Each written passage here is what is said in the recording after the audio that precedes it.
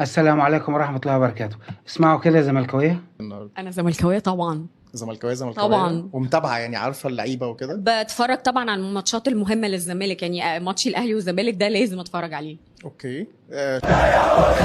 هدى يا هدى بنحبك يا هدى. ده هتاف جمهور الزمالك لهدى دي، هدى الأتربي رقم 25. انت داخل بقى بينها وبيننا ليه؟ دي فنانة واحنا جمهور الزمالك بنقول لها هدى يا هدى بنحبك يا هدى. ايه علاقتك بالموضوع؟ انت ايه دخلك في الموضوع؟ حشر نفسك ليه؟ داخل بيننا وبينها ليه؟ ما تخليك في حالك، ما تبص في ورقتك. انت مالك؟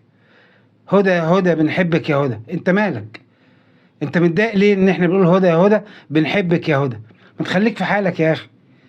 انت مش في دماغنا اصلا، يعني انت مش في دماغنا ولا هتبقى في دماغنا. خلاص انت بالنسبه لنا انتهيت. خلاص كنت لاعب عندنا وخنت الامانه وخنت الجمهور ورحت النادي تاني. خلاص بقى ما تشغلش بالك بينا بقى، ما تفضلش تفكر. يعني كده انت بتاكد كلام الناس اللي بتقول ان انت ندمان ان انت سبت الزمالك. فخليك بقى في حالك بقى ومالكش دعوه بجمهور الزمالك. نقول هدى يا هدى بنحبك يا هدى، مالكش دعوه.